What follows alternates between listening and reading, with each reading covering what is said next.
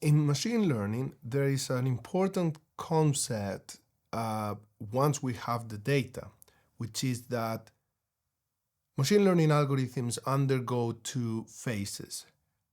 The first one is the learning phase, where they acquire that human-like intelligence or behavior by consuming data.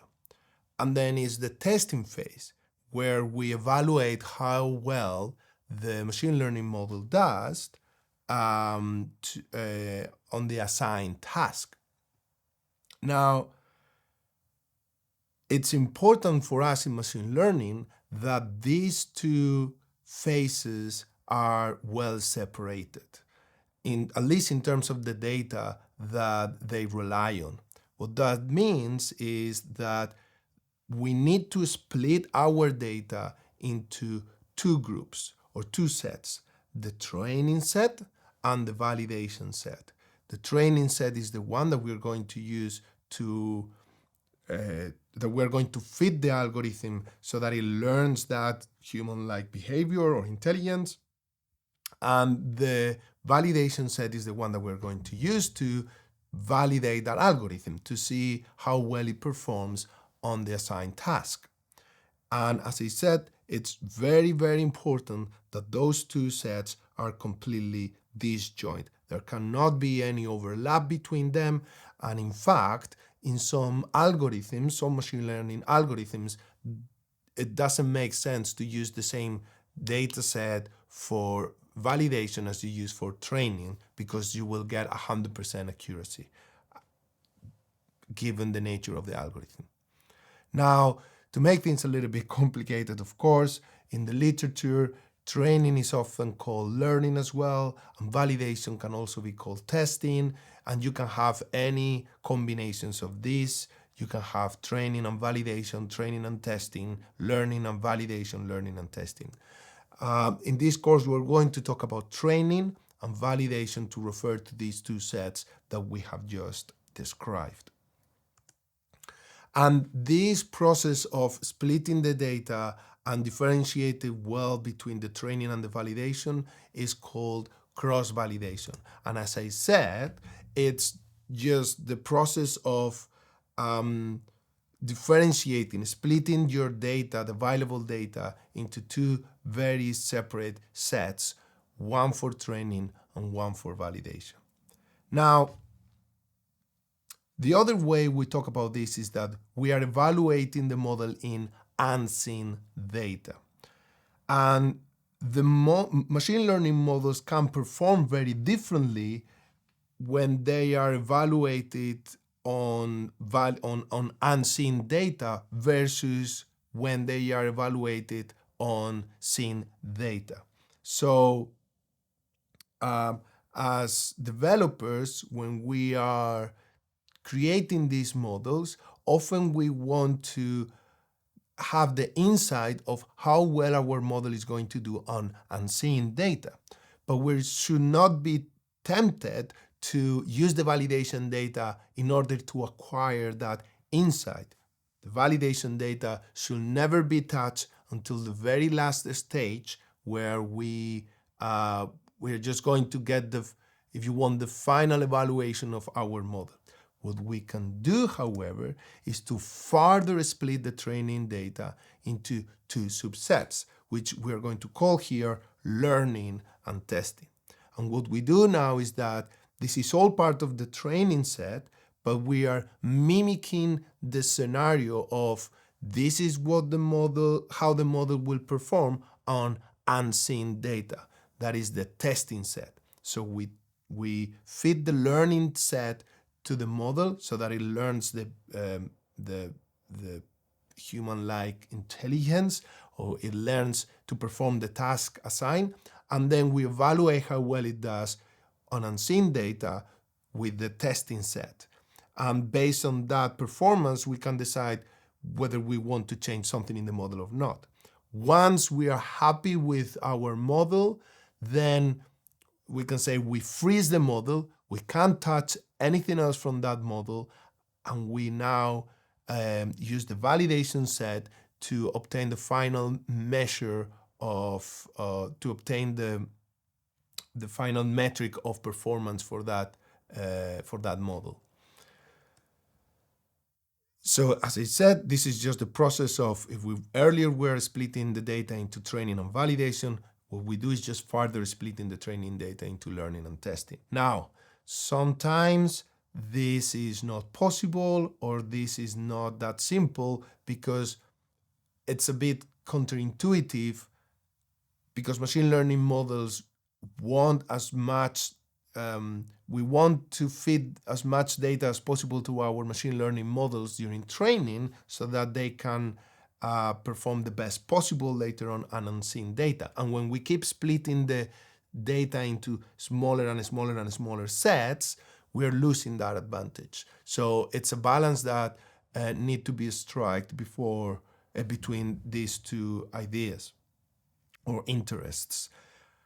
One thing that we can do, however, is when we split the training data into learning and testing, once we know what are the values, what is the configuration of our machine learning model based on this super split into learning and testing, we can then use the whole training set to retrain the model now well configured, and then run that validation at the end. So I would like you to think now, do we typically do this partitioning on classical statistics?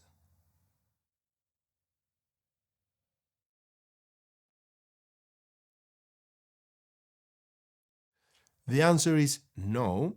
We don't typically do this partitioning. In classical statistics, we feed the whole data to the model, and yes, we are interested in how well the model fits the data. We want the model to fit the data the best, as best as possible, as well as possible. But it's not our main focus is not how well it fits the data. Our main focus is basically everything else, which is how, for example, if we're talking about logistic regression, is the different values of the coefficients. Whereas in machine learning, the goal is to perform as best as possible in the assigned task. Now, often we want to do this cross-validation process multiple times, because when we do this, two things happen. First, we evaluate the model on different splits of the data, so we can see how sensitive the model is to the data that it has for training and validation. But then also what we do is that what we get is multiple measurements of the performance of the model under slightly different scenarios, and now we have and now we can build a statistic of the performance, and we can do all the analysis that we have in our toolbox on that statistic. So we can look at the mean, the median, the dispersion. We can even see whether the difference in performance between two models is statistically significant or not, etc., etc. So there are multiple strategies of iterative cross-validation. Perhaps the most simple one is Monte Carlo cross-validation, where we say, well, we're going to use, where we split the data randomly into training and testing, and we just repeat that process a number of times, again, randomly every single time. And so we get different splits of data each time. Another strategy is called hold n out cross-validation, where n can have any value. So if we say hold one out cross-validation, what we do is we take one sample out of our data set and we hold it out for validation. We use everything else for training, and we validate the model with that one sample. Then we hold one out the next sample, and we repeat the process. We hold one out, we hold out the next sample, and we repeat the process. If n equals 2, then what we do is we hold out 2 samples, and then we use everything else for training, and those 2 samples for that validation. In hold n out, we need to try every possible combinations of n. So if we are saying hold 2 out, we need to run every possible pairs of samples, which for small samples, for small data sets, with small as in with not many samples, that may not be a big issue, but for larger data sets, it may be impractical, computationally speaking. And then perhaps the most popular option in cross-validation is called k-folds. In k-folds, what we do is we assign a value to k, say 5, and what we do then is we split our data into 5 subsets of approximately equal size. And then what we do is in each iteration, we hold out one of those sets and train the model with all the other sets and validate the model with the set that we have hold out. And we repeat that process until we have used each of the folds once for validation. So if we say k folds with k equals 5, we create 5 folds, and we are going to repeat cross-validation 5 times. In the first iteration, we hold out the first fold. In the second iteration, we hold out the second fold. Third iteration, the third fold, so on and so forth until iteration 5. We can have different values of k here, of course. Now, a very popular option as well, because all these different approaches to cross-validation has different properties in terms of the quality of the metrics that they provide, in terms of whether the performance that you're going to get is biased or not. So for example, an advantage of k-folds is that you're going to use each sample in your data set for training exactly once. So you're going to, for validation exactly once. So you're going to use all the samples for validation at some point, and you're going to use each sample exactly one time. So that would be an advantage of k-folds. However, random repetition also has other advantages in terms of the quality of the metrics that they provide. So a solution is to combine these two in something that we call repeated k-folds cross-validation. So what we say is, okay, we're going to repeat the whole k-fold process a number of times. So if I repeat the whole k-fold process, say 10 times, then that means that I'm going to, in each of those times, I'm going to regenerate random folds so that the folds across the different times are different. Okay, so how many metrics is that going? So that means that if k equals 5 and n equals 10, that means that we are going to run 50 iterations of training and validation. Again, the more iterations, the better, but that's not always possible, or again, that's a competing interest with we basically don't want to be training and validating the model for a whole year, right? So usually training these models is computationally expensive, so we need to find a good balance. So in machine learning, can you use the same data for training and validation?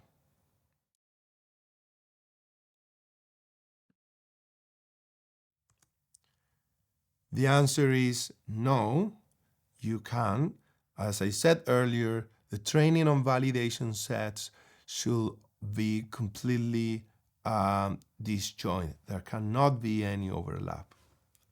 Now, I know that this is what is said, but I will argue that there are exceptions. And this depends on how we want to use the machine learning model, especially in mental health research, where we're going to follow the principles of epidemiology. If what we are interested in is not so much how well the model performs, but on what evidence the model provides in terms of which are the risk factors that are associated with the outcome and how these risk factors interact. And then potentially we're going to use this model then just to get that information, build hypotheses that we are later going to validate with more traditional statistical analysis. Then potentially then cross-validation is not necessary. But again, it's something that we need to think about very carefully in terms of, okay, what is it that we're going to analyze about this model, and what are the characteristics that I need my model to have to obtain robust results. So I will say, as a rule of thumb, yes, always do cross-validation, but I will argue that it's not always strictly necessary. So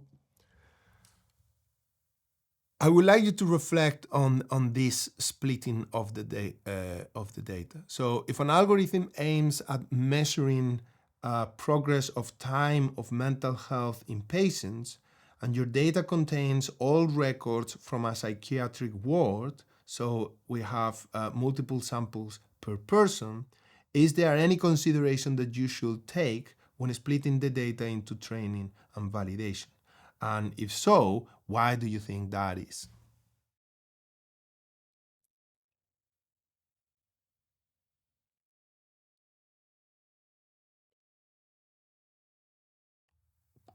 So there are many nuances to data partitioning, because the units of data are not always necessarily the samples that we have in our data. The units of data can be patients. So if we have multiple samples for the same patient, when we do partitioning, we potentially want to keep all the patients together into the different sets. So we don't want to use data from the same patient both for training and for validation. We potentially, again, we want to keep those two sets of patients separately, disjoint. Maybe it's the clinical sites. Maybe we want to use data from one clinical setting to another clinic for training, and data from another clinical setting for validation. Maybe it's design demographic areas. So maybe we want to train the model on data from a given if we're lucky and we have that much data from one country, and test the model into a different with data from and validate the model with data from a different country, and then so on and so forth. So there are many different data units that we can consider depending on the question that we want to answer. And of course, then there is the element of time. So if we have longitudinal data, how are we going to consider this longitudinal data in our splitting of the data?